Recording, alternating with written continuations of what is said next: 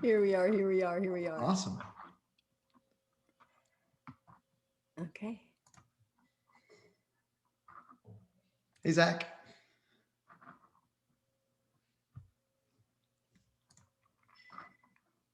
What is up, everyone? I think you guys are on mute by default. So Yes. we're gonna let everybody have some time to trickle in because I know some people may not have registered right away. So we'll give it a few minutes. And then I'll launch my little poll just to know who's in the room. Sweet. So yeah, Lina just dropped a poll into the Zoom. If you guys wouldn't mind taking the poll, and then in a few minutes when everybody else joins, I will formally do an intro and we'll get started.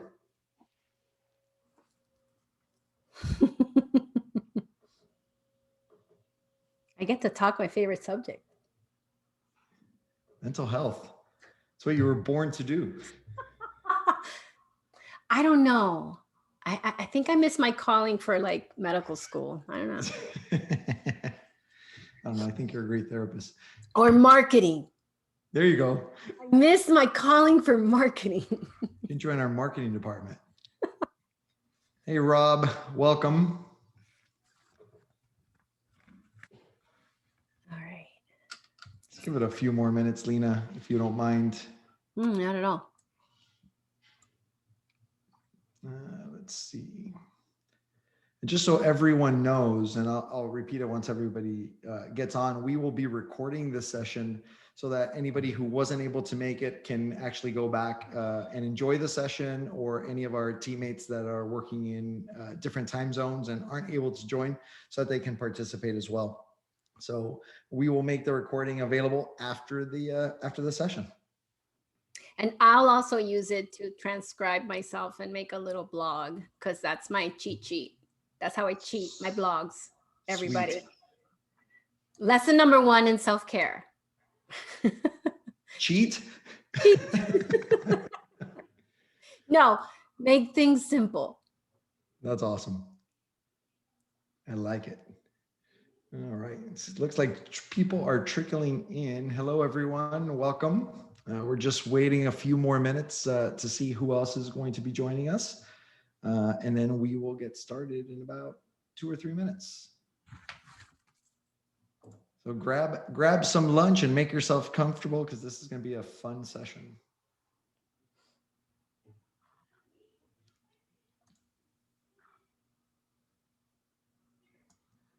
How's your day going so far, Lina? It's been a nice day. I have a couple of days a month that I just use for kind of creating content and stuff. So today is that day. Sweet. So it's nice. I don't see parents every single day, just on Sundays. So Awesome. So I was creating content today. Cool. And you will soon be dealing with a house full of kids, because I know your kids should be ending school Friday. Friday, the teenagers are done.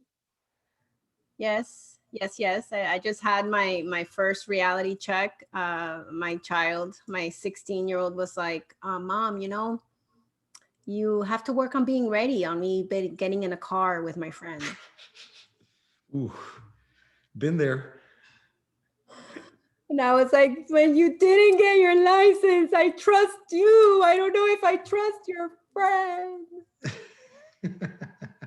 So I see in my little poll, I like to see who is a parent, just because, you guys are my people. So I see in my little poll of who has a kid, you've answered it. There's somebody with an under 1-year-old. Oh, 3 people with little ones. Oh, you have little ones. You're not sleeping. Yeah.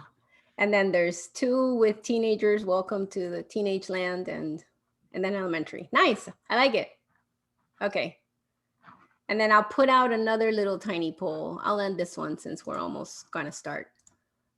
That's more related to I'll share to what we're going to be talking about.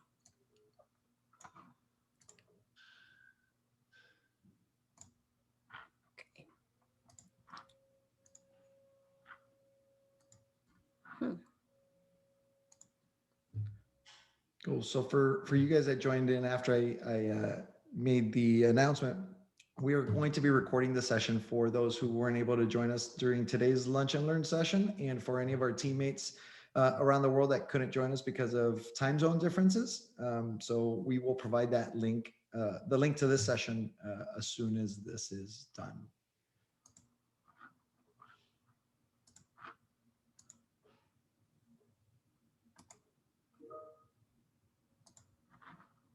Cool. And then I know that we also just sent out a reminder to anybody who was still trying to join. So it could be that they're still going through registration process. But are you going to put up another poll, Lina, or should we get started? Oh, Yeah, there it is. there it is. So please answer this one because it's relevant to what we're talking about.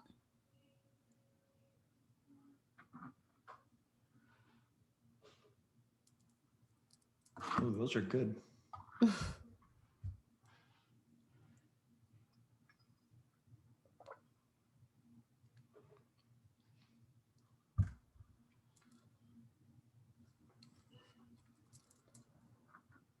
right, 30 more seconds to answer that poll and we will get started.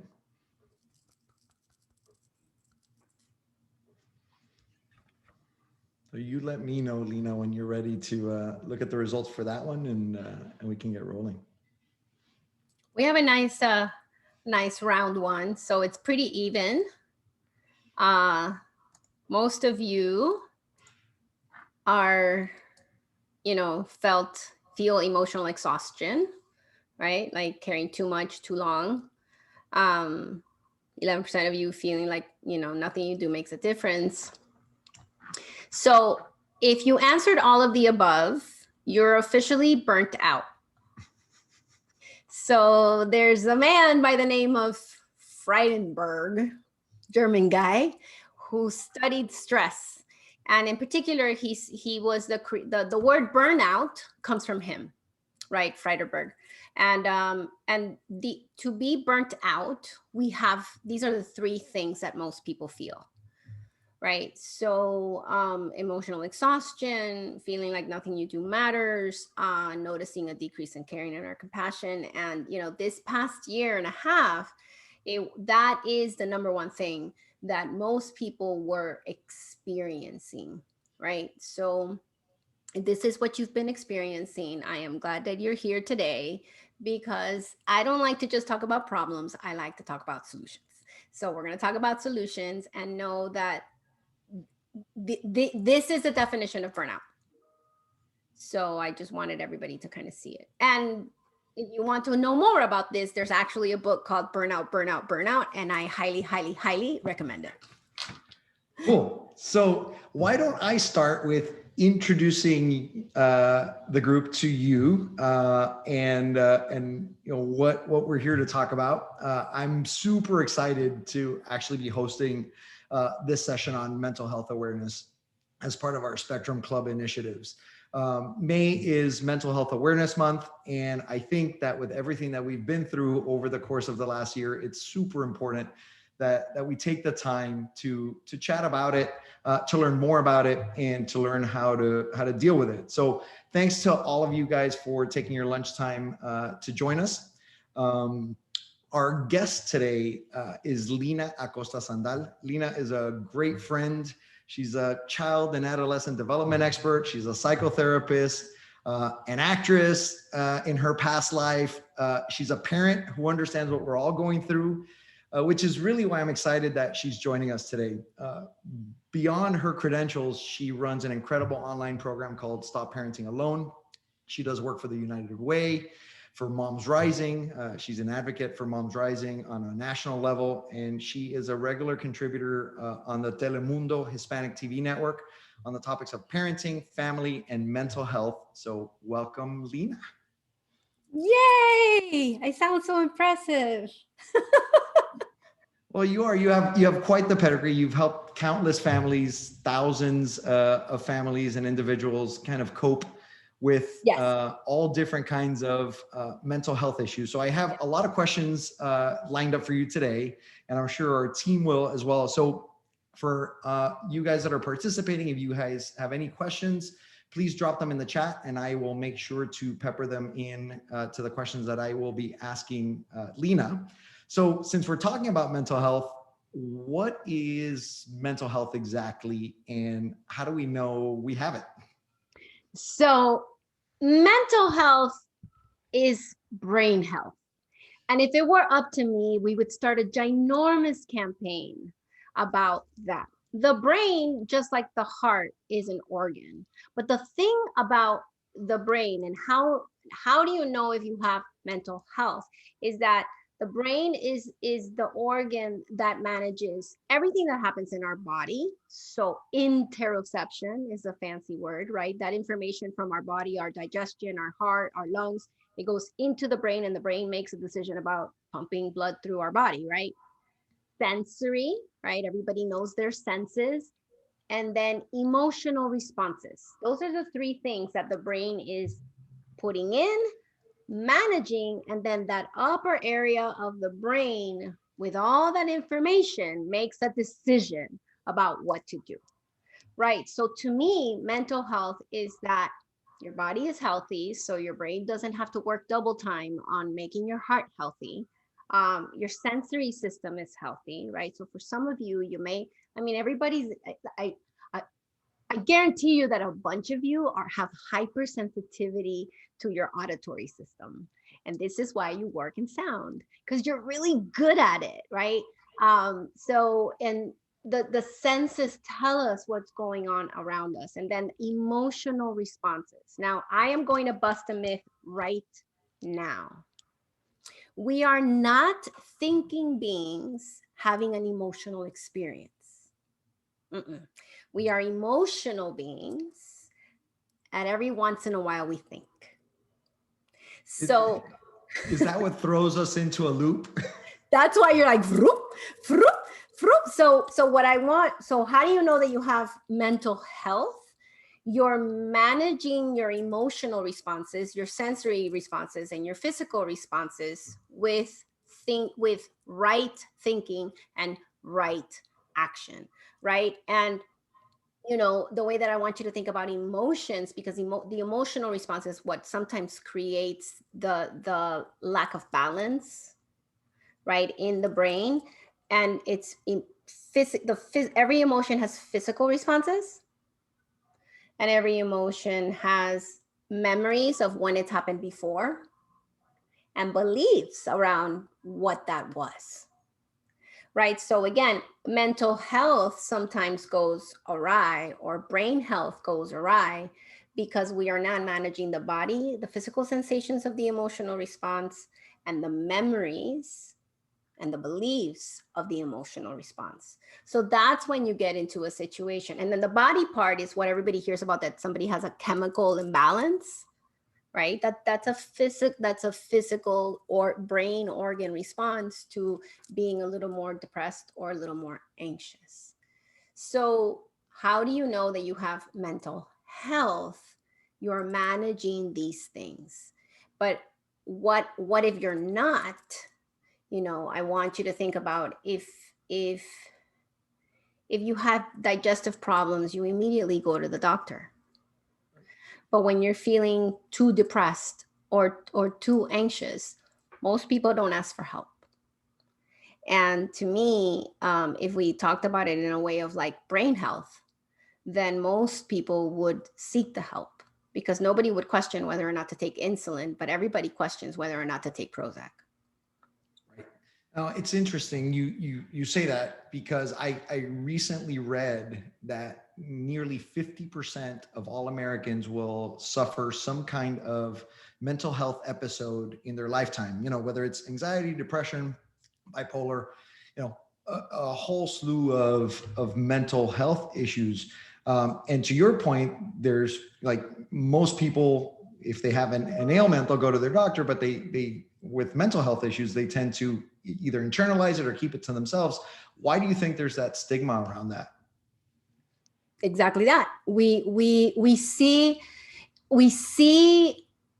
being, you know, depressed, anxious, scared. I mean, frustrated. It starts as early as preschool, right? We see those emotions that are on the darker side of the spectrum as weak, right? Like if you're sad, then you're weak. If you're angry, then you're violent. If you're frustrated, then you're not a winner, right? So I think it's a belief system back to this idea of like that we're thinking beings having an emotional response, when it's a lack of understanding that the emotional response that can then become an issue if you don't manage it is just like blinking, right? Sadness, frustration, fear, you know, jealousy. It's an emotional response. So I would say, why is the stigma there? Because we do not accept that our emotional world is necessary and that our emotional world is human.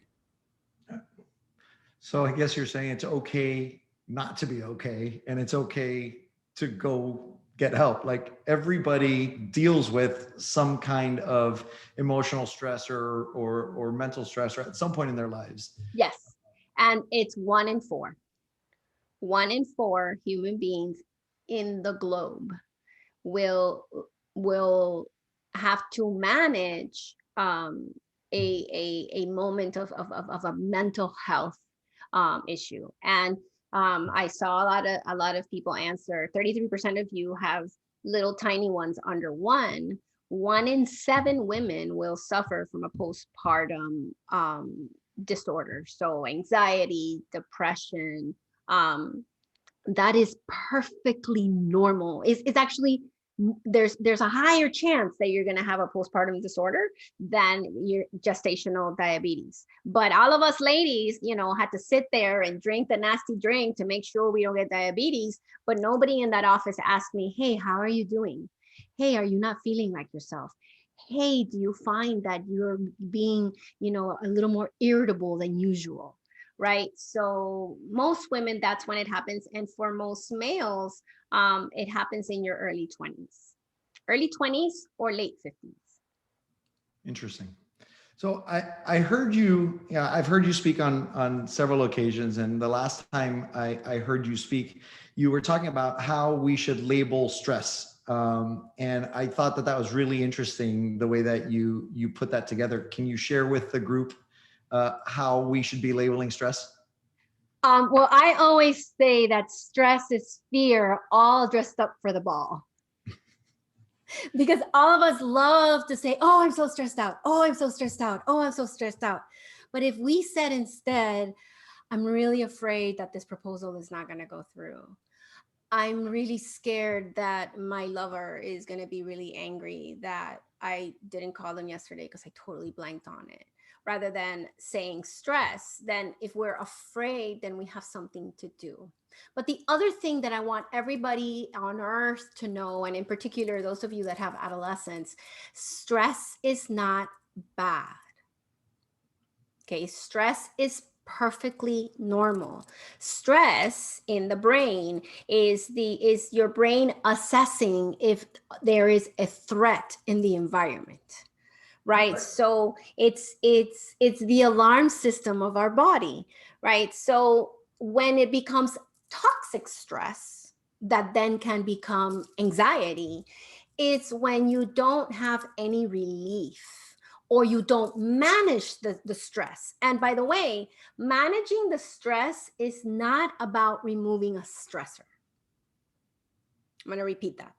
Managing stress is not about removing the stressor. So it's not about, this job makes me miserable, so I'm going to leave it, right? It's about allowing the stress response to go through its beginning, middle, and end, right? So what is the stress response, back to this idea of like emotions, and your mental health is both physical, a memory of what's happened in the past, and your belief on it. So the beginning of a stressor is the physical response, right? Like I felt stress right before we started, so I had the physical response of sweat, started sweating, right? Because that's what you do when you're stressed, right? or dry mouth, or talking too fast. Right? So that's the physical response. Then my brain did this magical thing immediately. It's like, oh, danger, danger, danger, danger, danger. Now for me, I'm like, no, it's not danger. I'm talking to Ralph. I'm talking to these beautiful people in the East, in the West Coast. That's awesome. But what I want you to, so that's the middle, right? Assessing. Is my physical response appropriate to what's happening in front of me? Now, when you go into an anxious loop, you don't know how to assess. You just, So the work comes in figuring out how to better assess. yes, and not judging, the fact that, not going, oh, I have to smoke some pot, oh, I have to buy a purse, oh, I have to stop talking to my friend. It's about going, whoa, whoa, whoa, whoa, I feel like there's danger here, but is this really dangerous? Right? This conversation with you is not really dangerous, but is my body responding like I need to run away? Yeah. I started perspiring so I can get some air. My heart starts beating faster. It's sending, but your brain does that because we're mammals, right? So when does it become toxic? When you get stuck in the middle, when you just believe that everything is dangerous. And then that's toxic stress. That's when we hear that in the news, because it's also very sexy to talk about toxic stress, right? So, and then the end is just thinking about, what can I do? So what can I do? I have this beautiful webinar with my wonderful friend Ralph, who makes me feel safe. I have water. Uh, I'm okay with being a little bit sweaty, and I wore extra deodorant, right? Like, what do we do with the information is what's important. Gotcha. I appreciate that. So looking back, I think you'd agree that the last 14 months were very different than what most of us have experienced in our lifetimes. Um, how has that affected our mental health? Well, it depends, right? It depends on how you came into it, right? So again, the news media is now doing, what are those things called when you take a headline and it's like a clickbait, right? Yeah. Clickbait right now is like, the children are going back to school, and oh my goodness, it's a last year, and it's like, oh, it is a last year, oh my God, right? So know that we had, we all just went through a shared crisis, right? And we as human beings are built to deal with a crisis, and there is kind of like a pattern to how we deal with the crisis. So if you came in already a little bit anxious, if you came in already a little bit, depressed, if you came in wondering if you should stay or leave your marriage, this just added, gas to that fire, right? It made you wonder, it made you question, because the two things that this pandemic did for us was it gave us a master class in uncertainty, and it gave us a master class in death. In death? Death. Dun, dun, dun, right? Now all of your stress response went off, right? All of us, we don't, human beings, for some silly reason, we don't think about mortality at all, right? Except for the French. So I'm just kidding. That's a stereotype.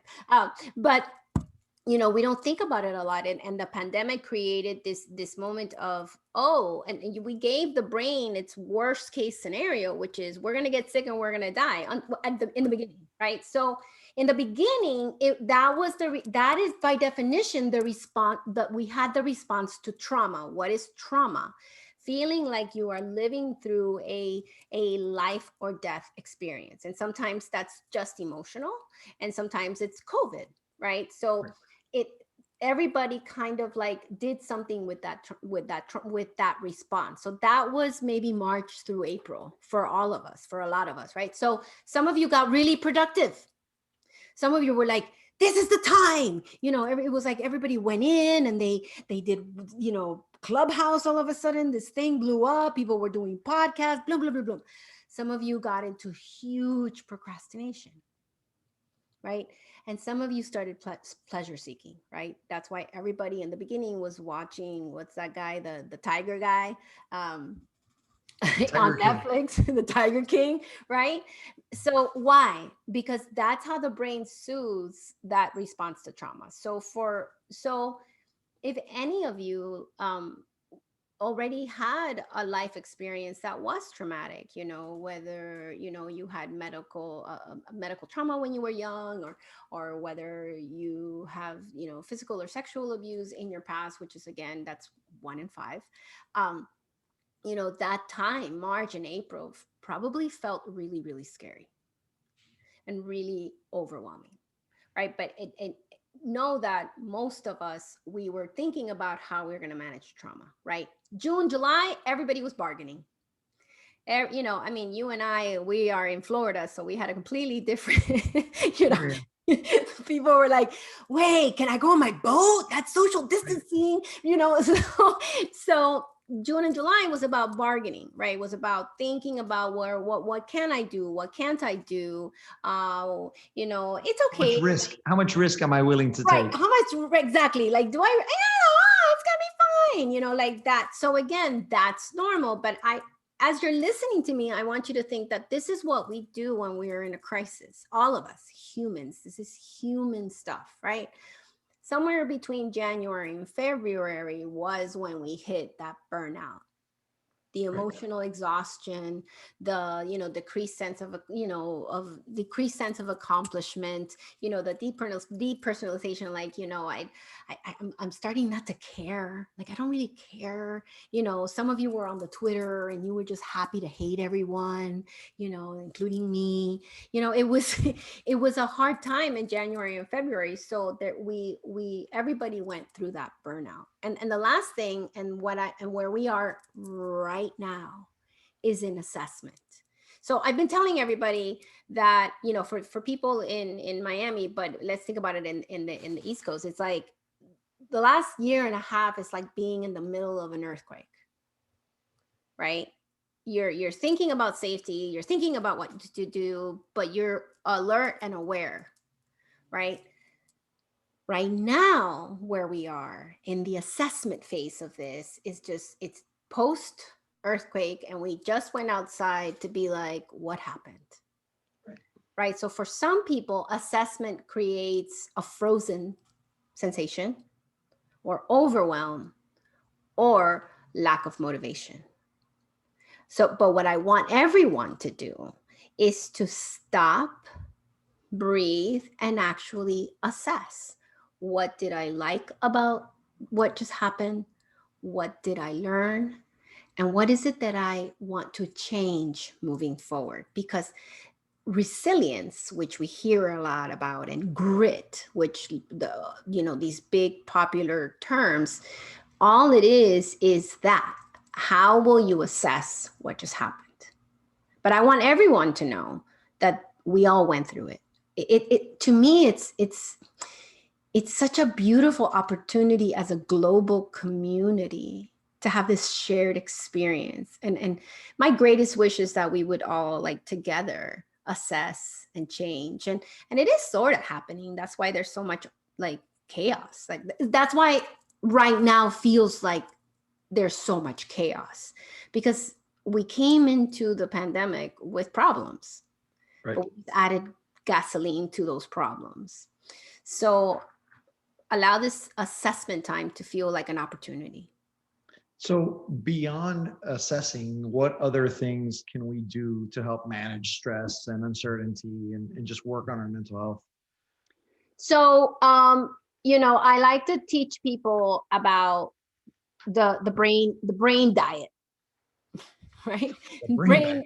Brain nutrition, right? And this is something that you have to do regularly, and not just after a crisis or in a crisis. And it's that Bruce Lee, I'm gonna butcher the quote, but it's that Bruce Lee quote of in crisis we only fall back to what we've practiced. Right. Right? So for since we just came out of this big, like, crisis, then it's important to now that we're getting into good times, to start practicing what I would want you to do when you're in the middle of a crisis, right? So what do I want you to do? Physical activity, any physical activity, right? If you have your dog, make sure that you're walking your dog 30 minutes a day. I am like you, all of you are like, oh, what physical activity? Damn it. No. What is the minimum? Because, somebody out there always has to study. 4 times a week, 20 minutes walking. That's your minimum. But add physical activity to your life. If you throughout the day you want, people talk about mindfulness, right? And I know that mindfulness practice is awesome. It's amazing, but it's kind of like the CrossFit of the brain, right? Not everybody's going to get to it, right? It's really hard to do. But I want you to think about practical practice, right? So tense at 5 minutes of the hour, tense all of your muscles and release them. At 10 minutes of the hour, do a twist. At 10 minutes of the hour, drink some water. By the way, when in doubt, add water. Why? All of these 3 things turn on a nerve in your body called the vagal nerve. The vagal nerve is the brake of the stress response. Right? So, and if you want to know more about it, just Google vagal nerve, and I'll make sure to send a video to Ralph to share with all of you. This person they sell like products, don't buy their products, but the video that they created on the vagal nerve is magic sauce. It's so good. It's so simple, because like when you read about the vagal nerve, when you read about the vagus nerve, it gets very, very heady and very neurological. But this guy just did an awesome job, so I'll send that. But awesome. So tensing muscles and releasing them, twisting, right? Those of you that do yoga, there's tons of twisting in yoga, right? That it's relaxing, because in yoga, you're turning on the vagal nerve, right? So again, that's that practice that I want you to do. Do you know how much twisting I did for the last year and a half? You know how much water I drank? And then water also helps. Water does something that we want you to do, which is when you drink water, you hold your breath. And when you stop drinking water, you breathe out. So it forces you to breathe. So does smoking. That's why people smoke. But that's not good. But, those of you that smoke, or, oh no, now it's a vape. Now they hold the vape.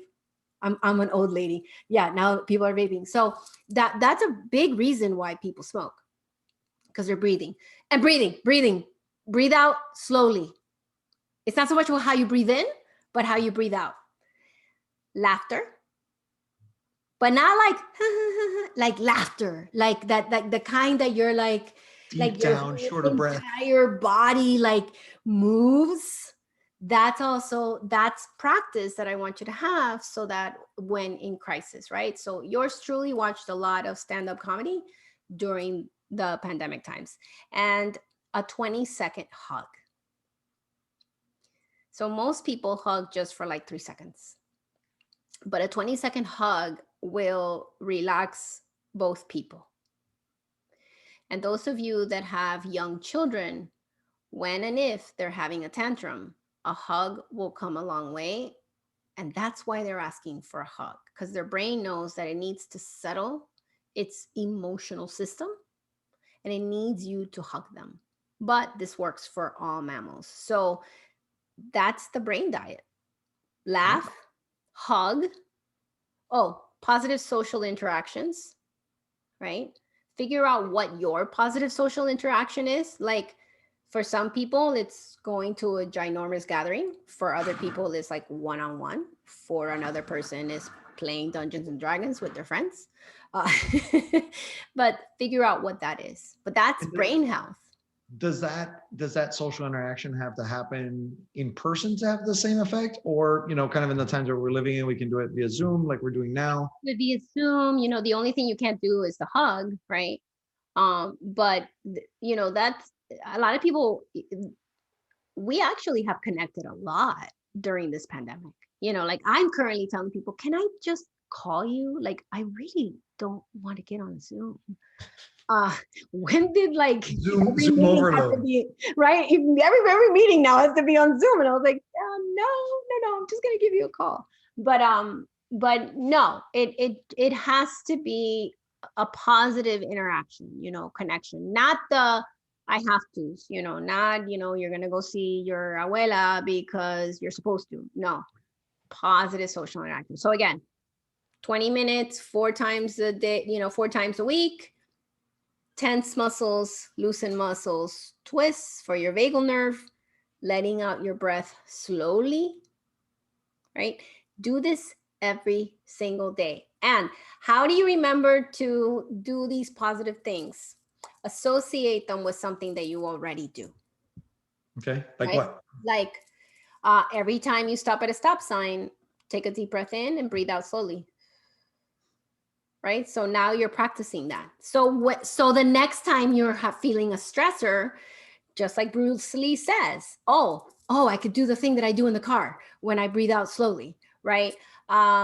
Associate it, twist before you go to the bathroom, right? Breathe while you're peeing. We all pee. Good one. And multiple times a day, right? So if you're healthy, right? And then the hug, those of you that have partners, get into the habit of hugging them hello or hugging them goodbye. So many of us leave our partners without having that final moment. And that's a great, we say bye to them, but we don't hug them. So 20-second hug, time it. And then those of you that have children, they like hugs, even the teenagers, right? You just have to know when to approach the teen. When you have those little tiny moments, you know how sometimes they just show up and they just kind of look at you and you're like, uh-huh. Don't miss those opportunities. Those are the times when you could snuggle, when you could say, hey, what's up? You know, uh, because most teenagers just walk in and stare at you. So, So yeah. that's actually a good segue into my next question, because the hug not only helps you but helps somebody else. In terms of helping our family, our friends, our coworkers, like what are some of the best ways to approach or help someone who we suspect is having a hard time or struggling with some mental health issues? Like, are there any signs we should be looking for, either for ourselves but specifically for those around us? Um, okay. So 2 questions, right? You're asking me what are the signs, and then what do we do if we notice the signs? So the signs for kids, 18 and younger, is you'll see them, you'll see them change. Something that interests them doesn't interest them anymore. And irritability. Depressed children and anxious children do not look scared and sad. Most of them look very irritable and angry, right? So that's what that looks like. So in children, it's about seeing that their personality has had a switch. They're no longer doing what they used to be interested in, and they're really, really highly irritable and angry. In adults, it's a little bit harder to notice, right? But a couple of things. Gain of weight, loss of weight, too much sleeping, little sleeping, um, getting very, very rigid about like if it's your partner, all of a sudden it's like everything has to be a particular way, right? And very, very rigid. Not that if they've always done it, if they're a Scorpio like me, whatever, ignore it. But if it's all of a sudden, it's like, you put the milk slightly in the wrong place and it's kind of like they're hysterical, or your partner seems kind of chaotic, right? Not really, like, just you'll feel the energy of chaos, right? So, okay, how do you approach a person, right? Because we have the stigma. If I say something, then they're going to think that I think that they're bad, or they're going to tell me that I'm a fool, or, they're going to feel insulted. So use a love sandwich. What's a love sandwich? We start with love. I really, really love you. And I know that this comes from love. And I'm really scared because I've noticed that you've been screaming at the kids more. And I've noticed that you keep losing your keys and you keep calling me and you keep forgetting things that you haven't forgotten before. And I'm scared and I love you. Then the meat is the hard part. I want us to go find a person that can help us understand what's going on for you. Come with a solution, people. These are 3 people that I learned about. These are places that we can call. Here's a blog that I found. And then end with love again.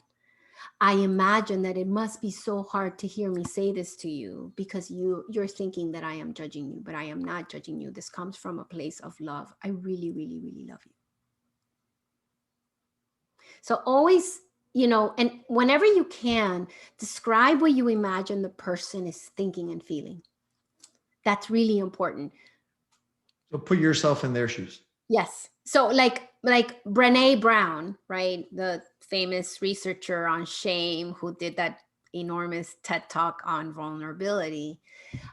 She tells people to say, my head is telling me, right? And this is good for anybody that has a relationship.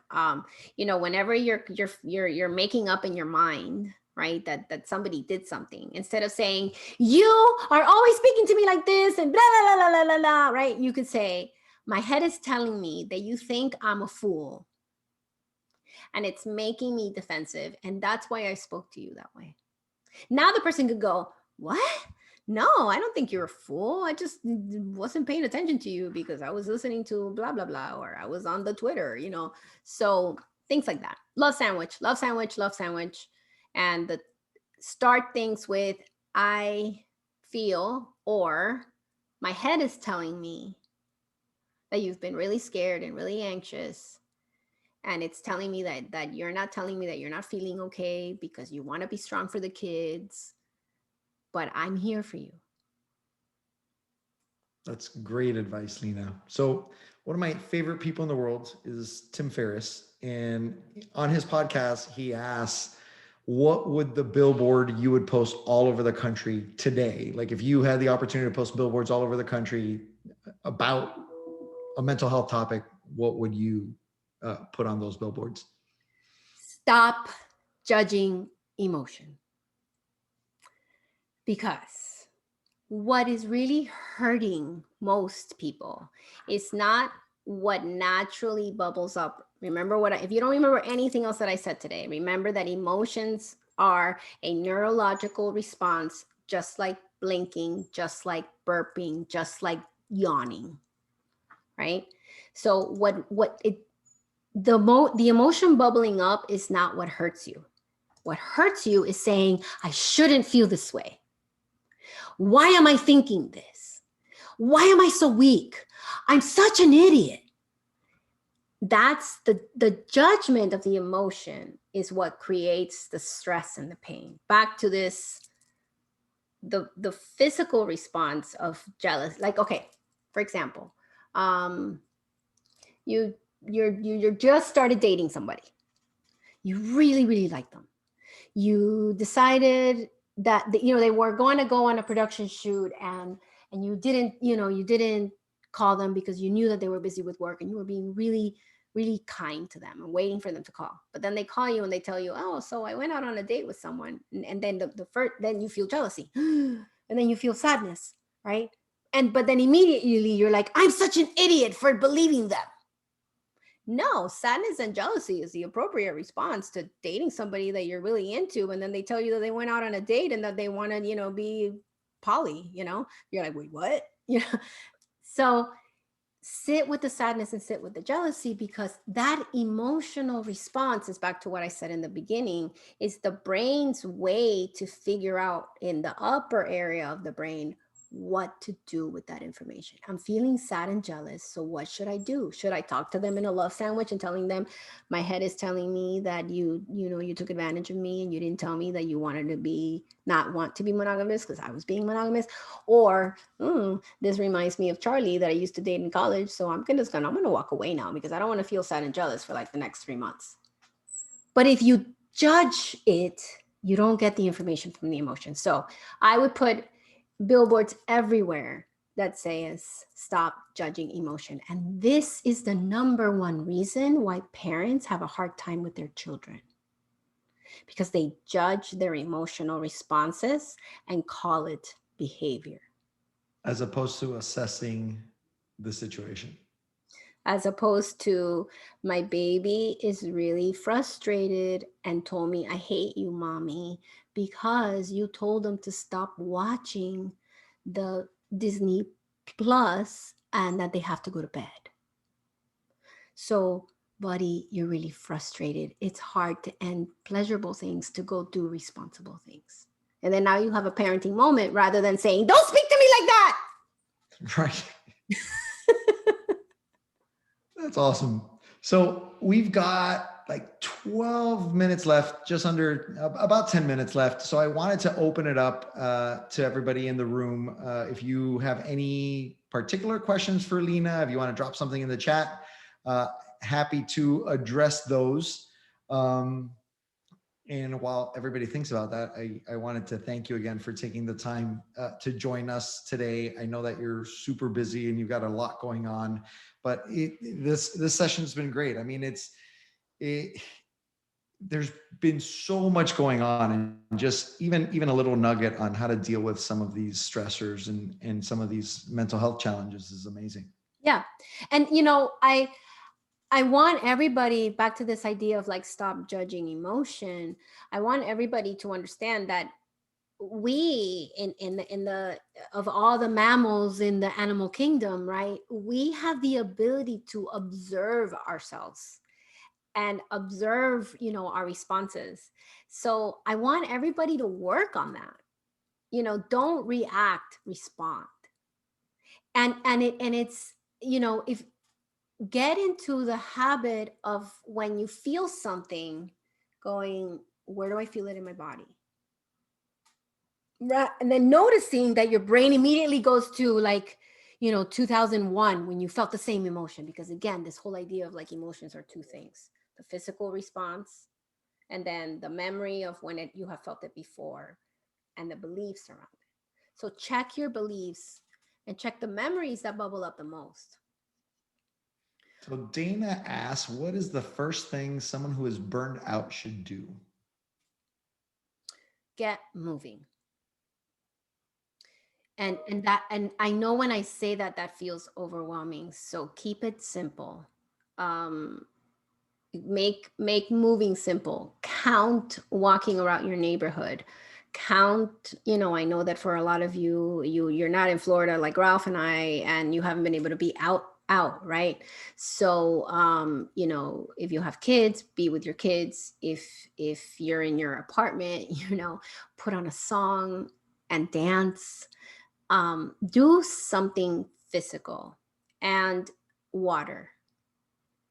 You're probably not drinking enough water, and you're probably holding your breath. So become aware of your water intake and your breath, and trust, and start journaling. I'm going to be 50 this year, so I'm going to date myself. Back in the day, there was this book called The Artist's Way. And it was really, really popular, like in the 90s, right?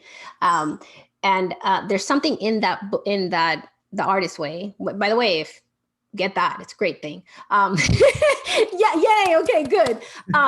That morning journal, I highly recommend it for those of you that have been very, very burnt out. And the way that it works is, so in the morning, get yourself your coffee, get yourself a glass of water, and then just write the 3 pages, right? And then make sure that maybe once a month you do the inventory that she teaches, right? Which is, what are the to-dos and what I wrote? What am I complaining about? What am I procrastinating about? And what do I absolutely have to change? I highly recommend journaling, that free journaling, but the key is to then assess it. But you can, and it's beautiful because you're talking to yourself. So it's about slowing down and listening to your head. And if you love the Artist's Way and you've been feeling burnt out, do it again. Those 12 weeks of the artist way, it's a lot of work, but it's super powerful. And by the way, I recommend doing the artist way like 1 month at a time, not 12 weeks, but like 12 months, because it's heavy. So journal, drink water, move. And I loved your tip about like using everyday things that you do to tie some of these things to, like the example you gave it every time you see a stop sign, Stop sign. take a deep breath and breathe. I mean, there's times throughout the day, like for a lot of us, we're sitting in front of Zoom or Teams all day long, right? And the way that I would translate what you said to that in particular is every single one of these calls has a beginning and it has an end. So if we would take, just before we hop on a call and do it, or just as we hit end on a call and do one of those things, whether it's stand up and take a quick run around the living room and come back, or breathe, or using the twist method, we could do that too. Twisting, you will like try it like right now. Just grab your chair and twist, and then do the other side. Grab your chair and twist, and then come back, and then deep breath in. Let out your breath really, really as slow as you can, like a whisper.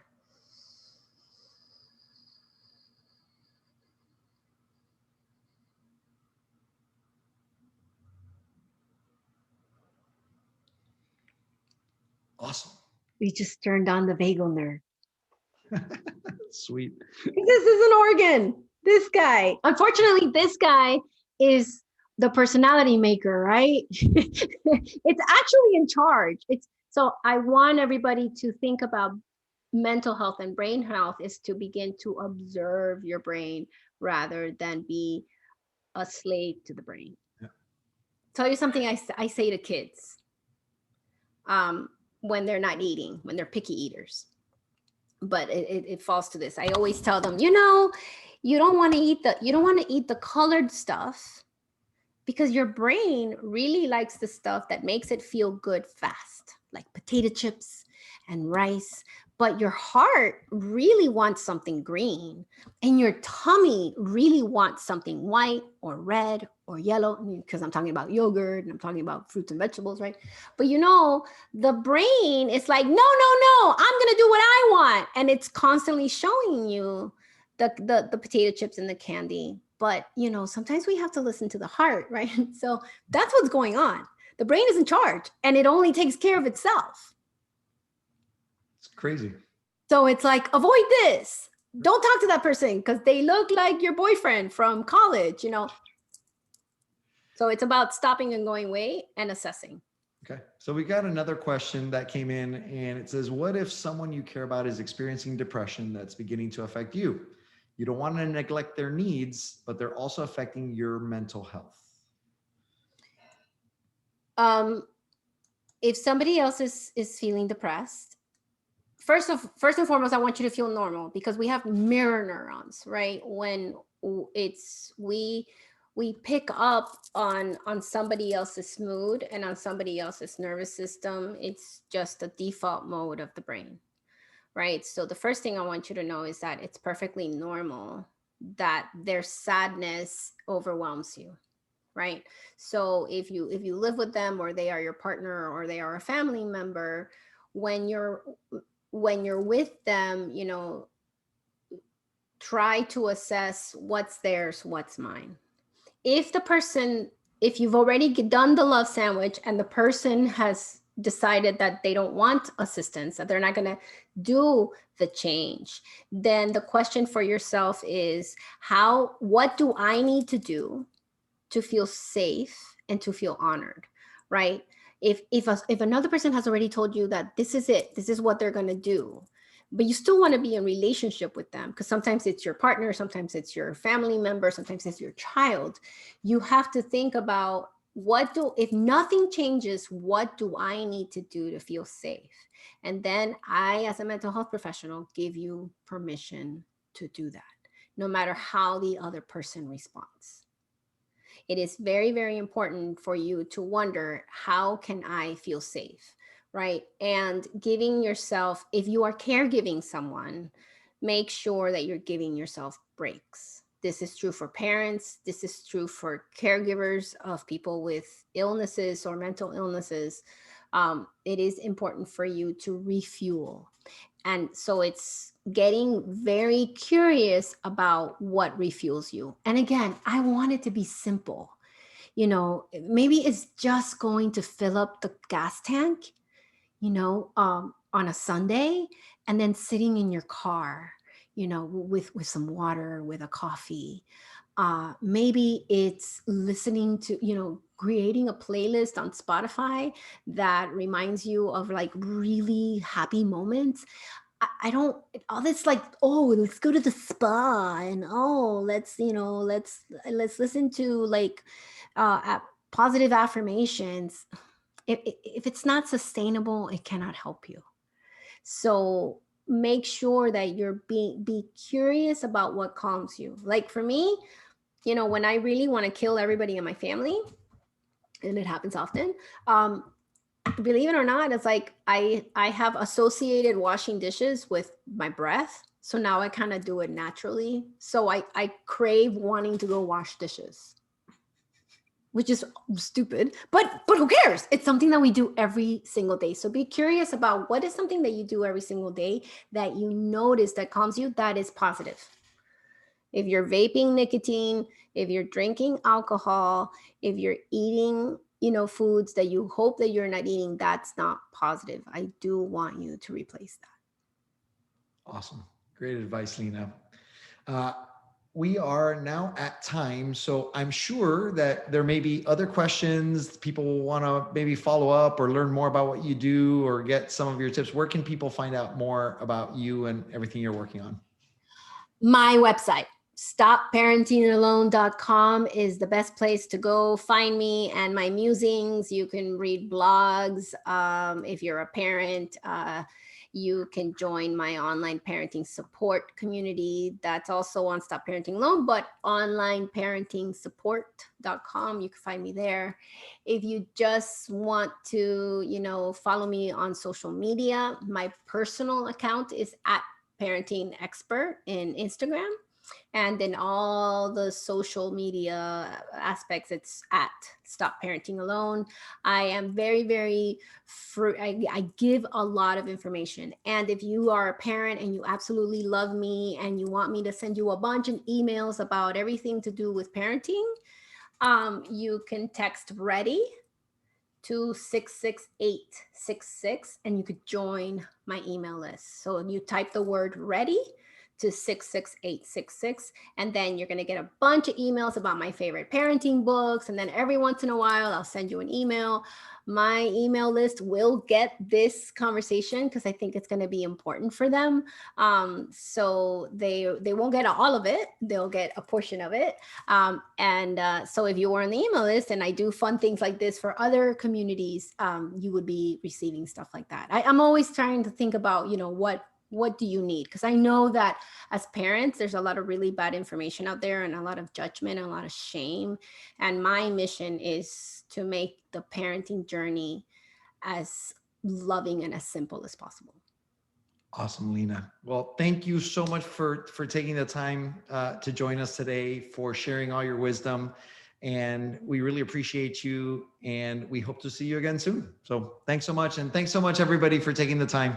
Thank you, West Coast. Yay. I love it. I love it. I love it. Bye, everyone. Bye. It's awesome.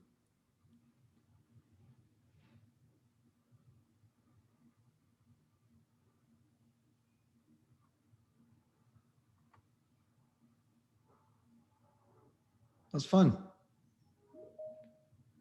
Give me 1 second.